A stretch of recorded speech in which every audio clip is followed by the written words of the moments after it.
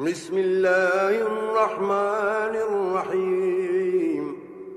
سبح اسم ربك الأعلى الذي خلق فسوى والذي قدر فهدى والذي أخرج المرعى فجعله غثاء أحوى سنقرئك فلا تنسى إلا ما شاء الله إنه يعلم الجهر وما يخفى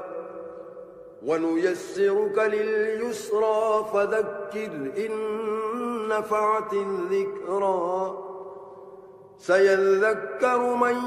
يخشى ويتجنبها الأشقى الذي يصلى النار الكبرى ثم لا يموت فيها ولا يحيا